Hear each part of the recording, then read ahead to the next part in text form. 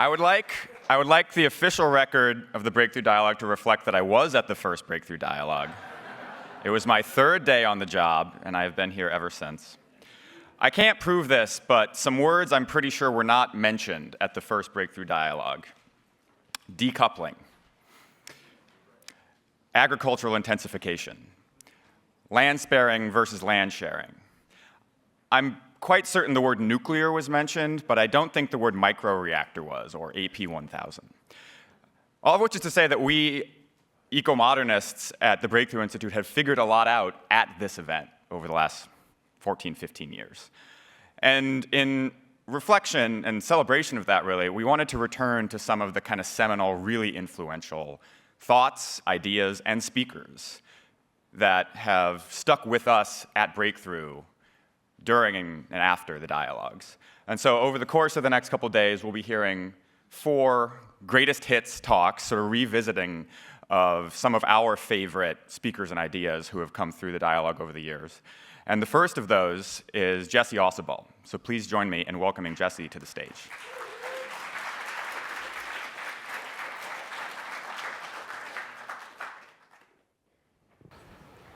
Okay, thank you. Thanks to Ted Nordhaus, Alex, and the TBI team for the honor to participate in the Breakthrough Dialogue 2024 and to open today's session as we revisit, after 20 years, the death of environmentalism. Thanks to Ido Wernick, my longtime partner in studies, I will report. A century ago, Gertrude Stein, a local from Oakland originally, remarked profoundly that America was the oldest country in the world because it had been in the 20th century longer than any other country. TBI may now be the oldest environmental NGO because of its prescient founding manifesto and subsequent 2015 eco-modernist manifesto.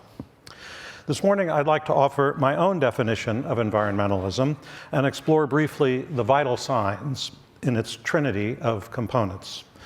My environmental trinity consists of decarbonization, dematerialization, and land sparing, the dynamic core of eco-modernism. Let me begin with decarbonization. Google Books Ngram here charts occurrences of the word decarbonization since 1940. Most occurrences before about 2005 referred to levels of bubbles in soda pop and other chemical processes.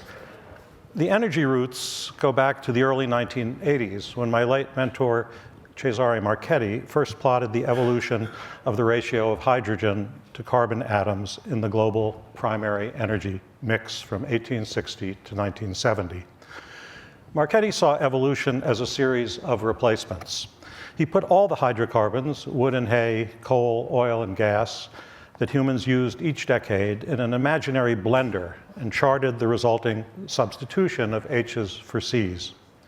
During the 1980s, Nebojsa Nakacenovic and Arnulf Grubler at YASA in Austria and Japanese analysts Yoichi Kaya and Kenji Yamaji and I began carefully measuring changing carbon intensities and using the term decarbonization. In about 2005, as you see here, decarbonization entered the popular lexicon, and its frequency multiplied 8-fold by 2019. The Google corpus only goes up to 2019 for now. It'll get expanded. The little dip at the end doesn't mean it's actually going down. It just means that the data set from the last 6 months in there are not so complete. Now, consider Marchetti's placental figure. The time series of the ratio of H's to C's formed a straight line on semi-log paper, equivalent to a long S-curve in which hydrogen gradually takes share from carbon in the energy market. At a finer level, the monotonic line represents the successive dominance of wood and hay, then coal, then oil. And it gave us great confidence already to predict that hydrogen-rich CH4, methane, natural gas, would govern the fuel mix of the next 50 years or more.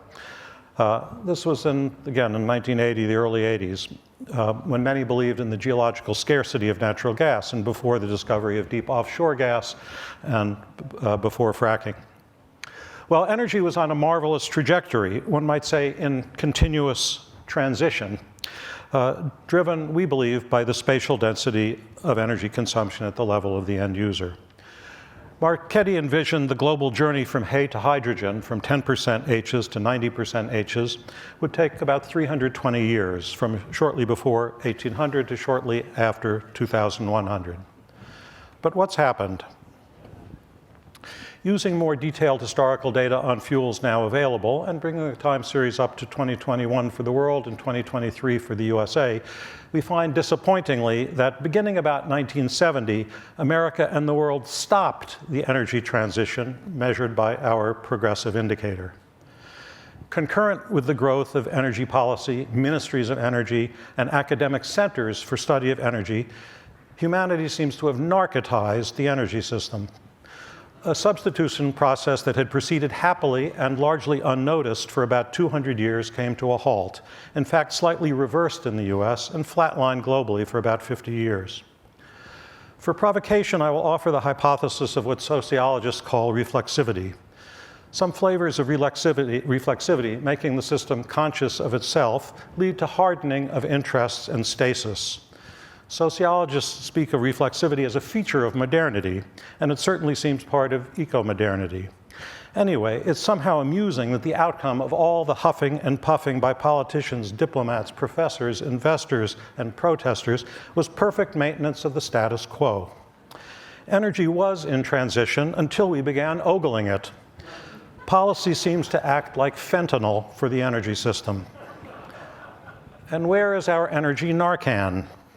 Being here in San Francisco, how do we get beyond the difficulty of being both the subject and the object and act?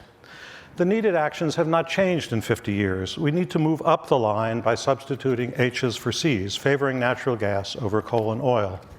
We need worldwide diffusion of large, near-zero emission power plants like those of the US company Net Power, which promises operating facilities in Texas in 2027. And to go beyond 80% H molecules in the mix, we need to build large nuclear power parks that make hydrogen as a flexible intermediate, which stores nuclear heat as chemical energy. The abundant hydrogen can in turn reduce ores, heat homes and industries, synthesize chemicals, produce liquid fuels such as methanol and ammonia, run engines, and even provide feedstock for producing foods. It's important to grasp that hydrogen is finally, above all, a way to store nuclear energy, full stop. Abundant nuclear causes, indeed requires, abundant hydrogen. Happily, the drowsy USA energy system seems to stir with the switching on of the two new nuclear plants in Georgia. Tom Fanning, recently retired CEO of Southern Company, to whom we are most indebted for the plants, was the rare CEO who did not succumb in the land of the lotus eaters. On 31 May in Georgia, the US Secretary of Energy rightly said, okay, 2 down, 198 to go by 2050. Well, let's make a growing fraction of the 198 American new reactors high-temperature reactors, machines that can thermochemically make the hydrogen that sustain the USA on the track of decarbonization on beyond methane. If the monstrous contribution of dying old environmentalism over the past 50 years was to refuse decarbonization while accepting its rhetoric, what about decarbonization's twin, dematerialization? Another Italian physicist, Umberto Colombo, fathered modern usage of dematerialization.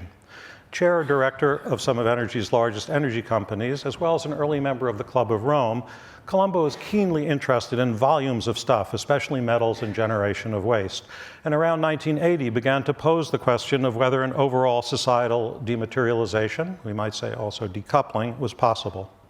Ito and I, with another physicist, American Robert Herman, who shared in the discovery of the cosmic microwave background radiation that confirmed the Big Bang, had endless fun during the 1980s and 1990s exploring whether, for example, a typical car or building had become lighter, and whether various technical and behavioral changes favored lessening use of materials.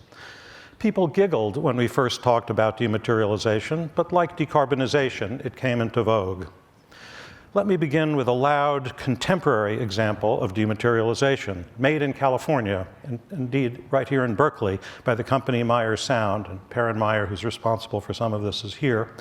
Contrast a Grateful Dead 1985 concert on the left. You see all the scaffolding and the enormous speakers on either side of the stage and the speakers on the stage and so forth. With the Metallica concert in 2024 on the lower right, the speakers suspended from the ceiling. About 1/3 the loudspeakers cover an entire stadium 5 times larger than Berkeley's Greek Theater, which is the place of the Grateful Dead concert.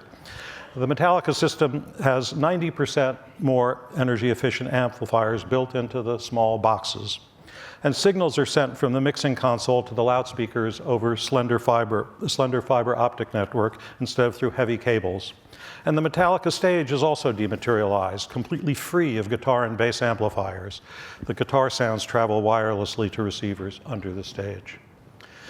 To our surprise, in a study of 100 commodities in the USA from 1900 to 2020, Ito and I found dematerialization occurring extensively, both in absolute terms of weight or volume, and in relative terms, where the weight or volume is compared to gross domestic product. First, consider trends in absolute consumption for just 9 of the 100, 9 representative commodities. At the bottom, you see cadmium, sulfate, and iron grew to 1970, but then absolutely dematerialized. Interestingly, we found that 1970, year of the first Earth Day, was the American year of peak materialization, when use of many of the 100 commodities either began to fall or plateau. In the middle, you see that iron ore, beef, and petroleum plateaued since 1970. While at the top, you see niobium, chicken, and titanium have dramatically materialized, with amounts roughly quadrupling. The list of the 100 commodities we considered spans an overwhelming fraction of the stuff of the USA or of any economy. The 41 items in blue on the left, from asbestos to water to cropland, have dematerialized in both absolute and relative terms, decoupling. The 51 in green in the middle, from sulfur to silver to sand and gravel, are dematerializing by one measure and materializing by another. On the right, only 9 in red, from chickens to gallium, are materializing in both absolute and relative terms. One can align all 100 commodities on a chart that has absolute use on one axis and relative use or intensity on another. The outcome offers a material definition of ecomodernism, what I like to summarize as chickens and gallium. Now, the quartet of population, affluence, consumer taste, and technical change all impact materialization, as does trade, but it's clear the USA economy is in a very different phase than before 1970, the time of America's ecological Big Bang. Since then, I would refer by saying more bits and bytes and fewer liters and kilos, though still a lot. Newly popular materials like gallium one can think of as vitamins or information that allow the bulky elements to stay lean. Now let's shift attention to the odd couple of gallium and chickens to the poultry. Already having had fun with decarbonization and dematerialization, about 1990, agronomist Paul Wagner and I asked the question, how much land can 10 billion people spare for nature? Conventional wisdom held that all the planet's arable land would be used. Remaining forests would be shaved. The prospects for land sparing or a great restoration of nature were essentially nil. The prospect was so unlikely that no one needed to use the phrase land sparing. Yet a great reversal of land use was underway. Let's set aside discussions about exactly how to measure land use and land cover and their changes, debates which abound in agriculture and forestry. The big picture, summarized recently very well by Hannah Ritchie, is firm. About 1960, a great reversal in the USA occurred in land use on the top, as land and farms began to peak. A cluster of technologies spanning ways to plant, seeds, weather forecasts, and sensors of many kinds, which we bundle under the rubric precision agriculture, allowed outputs of crops to grow while land and most other inputs, except information, stayed level or even shrank. USA farmers again achieved record average corn yields in 2023, an amazing 12 tons per hectare. It was about 8 tons per hectare in the early 90s when we started this work. So things keep going up 2 or 3% a year. Last year, the winner of the National Corn Growers Contest, David Hula of Charles City, Virginia, who deserves a National Medal of Technology, grew an astounding 42 tons per hectare of corn, while the top grower in the competition with strict nitrogen fertilizer limits grew about 21, double the US national average. And you can see the global land sparing pattern seems to follow the USA pattern by about 30 years. In conclusion, where have America and the world come since the death of environmentalism? On decarbonization, not far. America and the world wasted several decades, but perhaps finally America is resuming the light path of natural gas and nuclear and hydrogen. America appears to have passed peak CO2 in 2007 or 2008, and globally, peak C may be in sight. On dematerialization, some surprising successes, at least in America. Peak stuff may not be as crazy an idea as it seemed, though the total infrastructure to satisfy the virtual, immersive, and autonomous desires of humanity will still be very large. And many parts of the world will materialize for decades to come, though more efficiently than the early materializers. On land sparing, peak farmland is past or now. While regional tragedies of land use and deforestation persist, the global prospect for land sparing is bright. Let's hope that sea sparing follows, but so far we observe mainly continuing industrialization of the oceans. We could speak of peak baby, which also seems to have occurred, but perhaps more striking is the extraordinary penetration of the trio of memes: decarbonization, dematerialization, and land sparing, that I have discussed and that breakthrough has advanced in many ways. We need all three for environmental salvation. Of course, solar, wind, and biomass fail badly on dematerialization and land sparing. If we agree with Plato that things begin first in the mind, then perhaps the death of environmentalism will be followed now by a large collective movement, often quiet, to implement ecomodernism, that is, decoupling from carbon, materials, and land. In conclusion, I recur to a variation on Gertrude Stein's question: what is the oldest country in the world? Let's try to learn by asking, who has been in the 21st century the longest? Shanghai? Florida? Perhaps the LNG-powered cruise ship Icon of the Seas carrying almost 10,000 passengers and crew? Or perhaps for the next 2 days, the answer is Sausalito. Thank you.